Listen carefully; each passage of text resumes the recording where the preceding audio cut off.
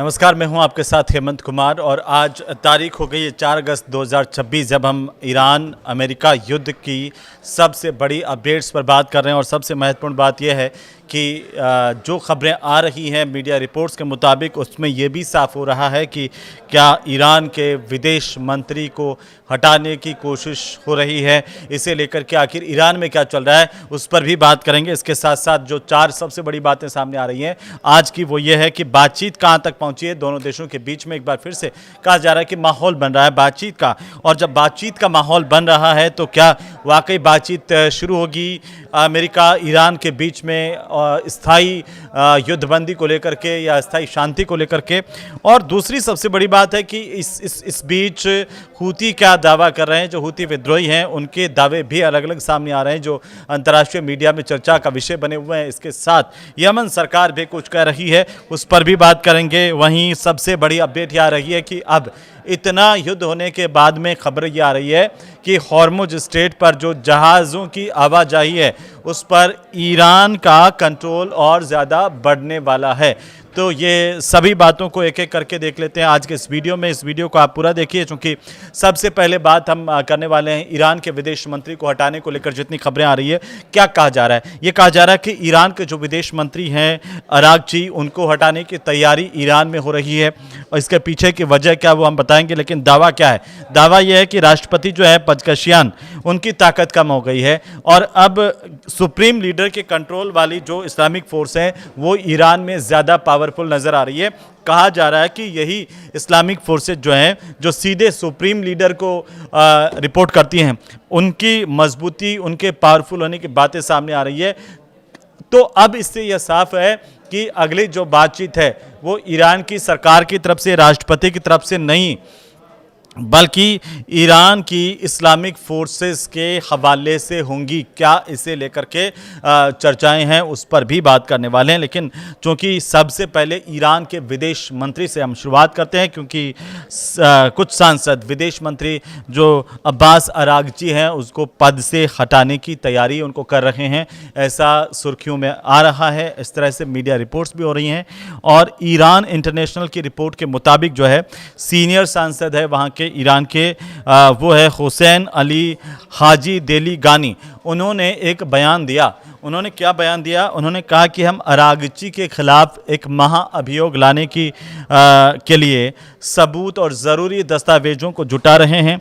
सही समय पर आने पर ये प्रक्रिया शुरू करेंगे। तो अब क्या ये मान करके चलें कि ईरान में विदेश मंत्री अरागची के खिलाफ महाअभियोग प्रस्ताव की तैयारी हो रही है? उनको क्यों हटाया जा रहा है? इससे क्या ईरान को फ़ायदा होगा, क्या नुकसान होगा, इस पर भी बात करने वाले हैं। लेकिन दूसरी तरफ क्या हो रहा है? दूसरी तरफ यह हो रहा है कि ईरान में जो राष्ट्रपति हैं मसूद पज़ेश्कियान, उनके अधिकारों में बड़ी कटौती करने की खबरें भी सामने आ रही है। कहा क्या जा रहा है? कहा यह जा रहा है कि सुप्रीम लीडर मुज्तबा खामेनेई की तरफ से सुरक्षा और विदेश नीति से जुड़े जितने भी अहम मामले हैं उनमें राष्ट्रपति की भूमिका को सीमित कर दिया गया है। राष्ट्रपति के पावर जो हैं वो कंट्रोल हो गए हैं और इसका फ़ायदा होगा, नुकसान होगा, उस पर आगे की बात है। लेकिन फ़िलहाल जो सबसे बड़ी अपडेट है वो ये है, मीडिया रिपोर्ट्स में ये दावा किया गया है कि राष्ट्रीय सुरक्षा हो, चाहे परमाणु कार्यक्रम हो या फिर अमेरिका से बातचीत जैसे बड़े मुद्दे, जैसे मैंने आपको कहा था कि अब इस्लामिक फोर्स यानी IRGC जो है उसके कमांडर जो हैं वो अहमद वाहिदी का अंतिम फैसला होगा। IRGC अभी तक जो बातचीत जिस हवाले से हो रही थी, जिस चैनल से हो रही थी ईरान में, वो अभी तक राष्ट्रपति के हवाले से हो रही थी। विदेश मंत्री अरागची, राष्ट्रपति, इन सब का जो सम्मिलित निर्णय हो रहा था इनसे पूछ के हो रहा था। लेकिन अब ये कहा जा रहा है कि राष्ट्रपति की जो ताकत है उसको सीमित कर दिया गया है। पावर कहाँ आ गया ईरान में? अब ईरान में जो इस्लामिक फोर्स है IRGC वो सीधे सुप्रीम लीडर को रिपोर्ट करती है। तो सुप्रीम लीडर जो चाहेंगे राष्ट्रपति से इतर, उनका फैसला मान्य होगा। अब आप जान लीजिए कि इस आईआरजीसी के जब हम इतनी चर्चा इसकी हो रही है तो आपका ये जानना ज़रूरी है कि आखिरकार इस आईआरजीसी के कमांडर इन चीफ कौन है, कौन आईआरजीसी जो इस्लामिक फोर्स जिसका बार बार जिक्र आता है उसको कौन चलाता है। तो आईआरजीसी के जो कमांडर इन चीफ हैं वो हैं अहमद वाहिदी। अहमद वाहिदी कौन है? अहमद वाहिदी का जन्म है वो 27 जून 1958 को हुआ था ईरान के ही शिराज इलाके में, और सैन्य अधिकारी के तौर पर इनके करियर की शुरुआत हुई। इसके बाद आईआरजीसी के ये वरिष्ठ कमांडर बने हैं।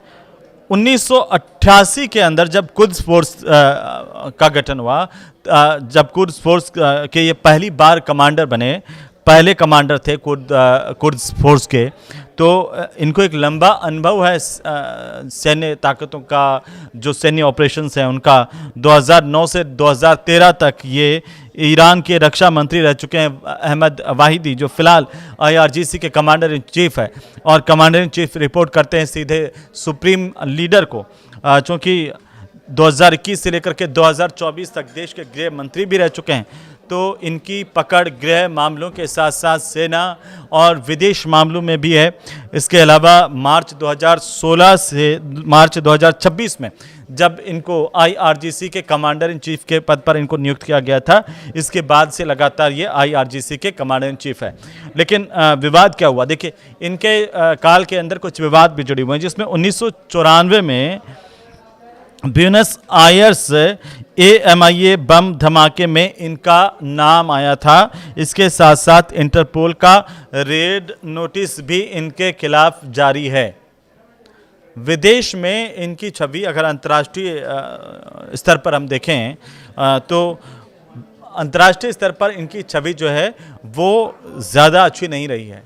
अब जब सारे के सारे कमांड आईआरजीसी में आ गए हैं, तब क्या बातचीत उसी तरीके से होगी जैसे पहले हो रही थी, या फिर अमेरिका को इसका और ज़्यादा दबाव झेलना पड़ेगा, ये अलग अलग तरह से कहा जा रहा है। लेकिन पिछले 24 घंटे में आप देखिए कि अमेरिका ईरान को लेकर क्या क्या हुआ है, क्योंकि अमेरिका ईरान की जो वार्ता कहाँ होनी है, कब होनी है, कैसे होनी है, इसको लेकर के अभी तक जगह तय नहीं हुई है, समय भी इसका तय नहीं हुआ है। लेकिन अमेरिका और ईरान के बीच में चूँकि ये प्रस्तावित बातचीत जिसको लेकर के अब ये अनुमान लगाए जा रहे हैं कि उधर अमेरिका भी ढीला पड़ा है, इधर ईरान ने भी कुछ कहा है, तो ये अनुमान ये लगाया जा रहा है कि एक बार फिर से बातचीत का दौर शुरू होगा, और होना भी चाहिए, क्योंकि रिपोर्ट्स ये कह रही हैं कि पाकिस्तान और कतर संभावित मेज़बान देशों के तौर पर चर्चा में हैं और दोनों देश मध्यस्थता की कोशिश कर रहे हैं। पाकिस्तान और कतर जो पहले भी बातचीत का एक हिस्सा रहे थे मध्यस्थता के तौर पर, और अभी भी ये माना जा रहा है कि ये दोनों देश कोशिश कर रहे हैं कि मध्यस्थता में इनकी बातचीत हो।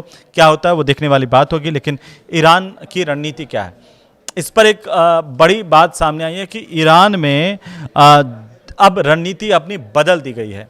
ईरान की तरफ से एक रणनीति का हिस्सा यह बताया जा रहा है कि ईरान अब नहीं चाहता है कि जंग बढ़े, बल्कि ईरान क्या चाहता है, ईरान चाहता है कि अमेरिका पर दबाव बढ़े। और इसीलिए मुझे लगता है कि ये जो आईआरजीसी के पास जितनी पावर आई है, उधर राष्ट्रपति को लेकर के भी चर्चाएं उनके अधिकार सीमित किए गए हैं। इधर विदेश मंत्री अरागची जो लगातार सक्रिय थे, बातचीत कर रहे थे, उनके खिलाफ महाभियोग लाने की तैयारी हो रही है। तो ये अंदर खाने कहीं ना कहीं असंतोष तो है। लेकिन इन सब के बीच ईरान की कोशिश ये है कि वो जंग नहीं हो, और बातचीत जब अमेरिका से हो तो अमेरिका के खिलाफ एक दबाव ईरान का वो होना चाहिए, इसको लेकर कोशिश की जाती है। लेकिन मीडिया रिपोर्ट से करिए कि ईरान अब सीधी सैन्य जीत की ओर नहीं सोच रहा है, वो इसके बजाय समुद्री व्यापार की तरफ सोच रहा है। तेल आपूर्ति कैसे सुगम हो, उसको कैसे फ़ायदा हो, उस पर सोच रहा है, और अहम शिपिंग रूट्स पर दबाव बना करके अमेरिका और उसके जितने भी सहयोगी हैं उनकी लागत बढ़ाने की रणनीति अपना रहा है, ताकि उनको ज़्यादा से ज़्यादा नुकसान हो। लेकिन इस बीच ईरान की तरफ से एक बड़ा दावा किया गया है। ईरान ने यह दावा किया है कि हॉर्मुज पर जो वाहनों की आवाजाही हो रही है उस पर उन्होंने ये दावा करते कहा कि रीपर ड्रोन एक उड़ रहा था, उसको ईरान ने मार गिराने का दावा किया। रीपर ड्रोन क्या है भाई? रिप्पा ड्रोन जो है वो IRGC की तरफ से ये दावा है कि हॉर्मुज स्ट्रेट के ऊपर MQ-9 का जो रिप्पा ड्रोन अमेरिका का है ये, और ये वहाँ पर हॉर्मुज स्ट्रेट के ऊपर से जा रहा था, उन्होंने इसे मार गिराया, इस बात का दावा किया गया है। ये कहा जा रहा है कि ये ईरान ने अपने एयर डिफेंस सिस्टम से इसको मार गिराया। हालांकि ये नहीं बताया कि ये ड्रोन किस देश का था, यहाँ पर क्यों उड़ रहा था, लेकिन ईरान ने कह दिया। लेकिन अभी इसके अंदर खाने इस तरह की चर्चाएं कि ये अमेरिका का ड्रोन हो सकता है। हालांकि अमेरिका की तरफ से इसे लेकर कोई सीधा बयान अभी आया नहीं है, लेकिन फिर भी मैं आपको बताऊं कि अब आगे इसमें क्या हो रहा है, क्योंकि जो अमेरिका है वो ईरान पर दबाव बढ़ाने के अलग अलग विकल्प तलाश रहा है। दोनों देश क्या कर रहे हैं, दोनों देश अब लगता है कि जंग से थक चुके हैं। दोनों एक दूसरे पर रणनीतिक तौर पर कैसे दबाव बनाएं इस पर काम कर रहे हैं।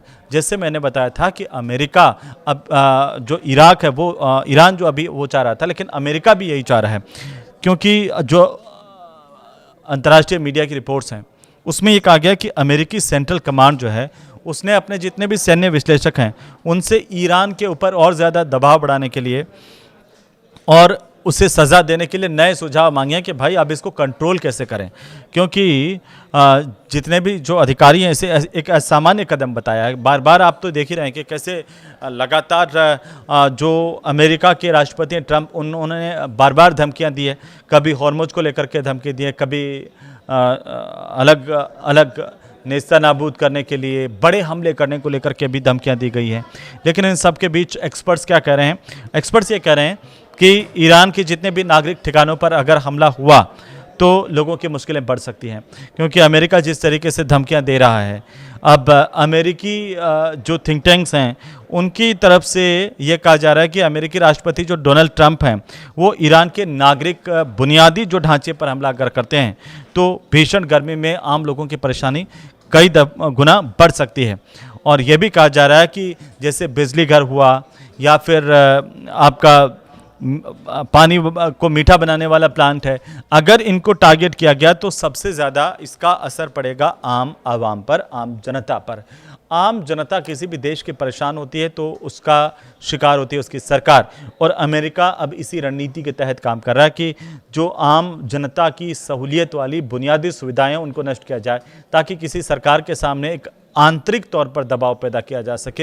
ये एक अमेरिका की रणनीति हो सकती है। तो आने वाले दिनों में इस तरह के हमले देखे जा सकते हैं, जहां पर लोगों की सहूलियत वाले जगहों पर हमले किए जा सकते हैं, चाहे वो बिजली घर पे हो, चाहे पानी को मीठा करने वाले संयंत्रों पर हो, ताकि पीने के पानी का संकट आ जाए, बिजली का संकट आ जाए तो एक देश अपने अंदरूनी संकटों से निपटे या बाहरी शत्रुओं से, ये उसको डिसाइड करना पड़ता है और फिर वो हर मोर्चे पर कमज़ोर होता चला जाता है। ये अमेरिकन्स की पुरानी एक रणनीति रही है जिसको वापस से वो यहाँ पर लागू करते हुए देखे जा सकते हैं, और कोशिश है कि आने वाले दिनों में वो इसे लागू करेंगे। लेकिन हूती क्या कह रहे हैं, सऊदी के नजरीन एयरपोर्ट पर ड्रोन से हमले की बात सामने आ रही है। यमन के जो हूती विद्रोही हैं उनकी तरफ से ये दावा है कि उन्होंने सऊदी अरब के जो दक्षिणी शहर है नजरीन एयरपोर्ट, वहाँ पर एक संवेदनशील जो ठिकाना है उसको ड्रोन से अटैक किया गया। अब आप कह दें कि पूरी तरह से हमले रुक गए हैं, आपस की लड़ाई रुक गई है, तो वो अभी संभव होती हुई नज़र आ नहीं रही है। रोज़ाना यहाँ पर अपडेट्स हो रहे हैं। हूतियों की तरफ से एक बयान आया है, उन्होंने ये कहा कि यह हमला जो है वो सऊदी की तरफ से सादा और हज्जा प्रांत के ऊपर ड्रोन उड़ा करके यमन के हवाई क्षेत्र का उल्लंघन करने के जवाब में दिया गया है। अब जवाब में यमन सरकार की तरफ से भी एक दावा है जिसमें उन्होंने ये कहा कि हूतियों की जो बिछाई गई बारूदी सुरंग है वो फट गई है और उससे 4 लोगों की मौत हुई है। यमन सरकार की तरफ से दरअसल पश्चिमी होदे-ईदाह प्रांत में एक घातक विस्फोट हुआ, उस पर बयान दिया गया और इसके लिए ईरान से जुड़े हुए हूती जो विद्रोही हैं उनको यमन सरकार ने जिम्मेदार ठहराया है और कहा कि बारूदी सुरंग में जो विस्फोट हुआ है उसमें एक ही परिवार के 4 लोगों की जान गई है और 6 अन्य लोग घायल हैं। यमन सरकार ने यह आरोप लगाया है कि ये जो बारूदी सुरंग है वो हूती विद्रोहियों ने बिछाई थी और हूतियों के अंधाधुंध माइंस यहाँ पर बिछाने से ये इलाका बड़े पैमाने पर ख़तरनाक बना हुआ है। लेकिन हॉर्मुज में क्या हो रहा है, क्योंकि हॉर्मुज में जितने भी जहाज है वहाँ पर ईरान का कंट्रोल बढ़ने की बात कही जा रही है। कैसे? क्योंकि ईरान और ओमान के बीच में जो हॉर्मुज स्टेट है वहाँ पर एक अस्थायी समुद्री व्यवस्था पर अब इन दिनों चर्चा चल रही है कि एक अस्थायी व्यवस्था ऐसी डेवलप की जाए ताकि जहाज़ों को कोई तरह की परेशानी ना आए। लेकिन इस योजना के तहत इस स्ट्रेट से आने वाले सभी जो जहाज़ हैं वो ईरान के कंट्रोल में होंगे। ईरान का उन जहाज़ों पर पूरा कंट्रोल होगा। अब आपको मैं बता दूं कि ईरान में विदेश मंत्री अरागची को हटाने की तैयारी की बात हमने शुरुआत में की थी, जहां पर ईरान के कुछ सांसद, मैंने बताया था कि कैसे जो विदेश मंत्री हैं अब्बास अरागची, उनके खिलाफ खड़े हो गए हैं, उनको पद से हटाने की तैयारी कर रहे हैं। और इसे लेकर के बाकायदा एक सांसद ने यह भी कहा था कि हम जो विदेश मंत्री उनके खिलाफ महाभियोग को लेकर के सबूत जुटा रहे हैं, जैसे ये काम पूरा हो जाएगा, सही समय आएगा तो महाभियोग की प्रक्रिया शुरू की जाएगी। लेकिन अब जो हाजी देलीगानी की तरफ से जो वहाँ के सांसद हैं, उन्होंने अमेरिका के साथ युद्ध विराम के दौरान हुई बातचीत को लेकर के सवाल उठाए हैं। तो कुछ सांसदों ने ईरान की सरकार से नाराज़गी प्रकट की है। उन्होंने कहा कि इस समय बातचीत करना गलत था और उनके मुताबिक बातचीत की जो दोबारा शुरुआत है वो ही युद्ध की वजह बन सकती है। कुछ सांसदों का ये मानना है कि ये बातचीत नहीं होनी चाहिए। उन्होंने कहा है कि अगर कोई समझौता ईरान की संप्रभुता से समझौता करता है तो समुद्री इलाके के किसी भी हिस्से पर दूसरे देश का अगर नियंत्रण स्वीकार करता है तो वो संविधान के खिलाफ होगा। लेकिन इसका सीधा सीधा मतलब यह है कि हॉर्मुज पर किसी का नियंत्रण होने देना नहीं चाहते हैं और ईरान में इसे लेकर एक व्यापक जो है वो चर्चा या अंदरूनी आरोप प्रत्यारोपों का दौर भी चल रहा है। इसी बीच खबर है कि हॉर्मुज में एक जहाज पर हमला हुआ और वहां पर एक नाविक अभी भी लापता बताया जा रहा है। आधिकारिक तौर पर हालांकि अभी इसे लेकर कोई अंतर्राष्ट्रीय मीडिया में खबर नहीं आई है, लेकिन हिजबुल्लाह के चीफ ने एक बहुत बड़ी बात कही है। उन्होंने कहा कि ईरान की अमेरिका पर जीत हो गई है। हिजबुल्लाह के जो चीफ है नईम कासिम, उनका बयान बड़ा चर्चाओं में है। उन्होंने ये कहा कि अमेरिका और इसराइल के साथ जब टकराव हुआ तो ईरान की जीत हुई। ये जो जानकारी है वो हिजबुल्लाह के समर्थक अल मयादीन नेटवर्क के हवाले से सामने आई। क्या कहा गया, नईम कासिम ने क्या कहा कि Islamic Republican of Iran Iran इस टकराव में जीत हासिल कर चुका है। अब इस पर बहस की कोई गुंजाइश नहीं बची कि संघर्ष में आखिरकार कौन जीता। तो सवाल तो यही था ना कि आखिरकार जीतेगा कौन, और इतने लंबे वक्त से जिस तरह से युद्ध चला आ रहा था, अब कुछ लोगों को इसे लेकर के संभावनाएं वापस से जगती हुई नजर आई कि दोनों देशों के बीच में बातचीत होगी। लेकिन अभी भी ऐसा लगता है कि बातचीत का रास्ता निकलना इतना आसान नहीं है। आपको क्या लगता है कि ये युद्ध आखिर कब तक चलेगा, हमें ज़रूर बताइए। और ये रिपोर्ट आपको अच्छी लगे तो आप इसे कमेंट कीजिए, लाइक कीजिए, शेयर कीजिए। नमस्कार।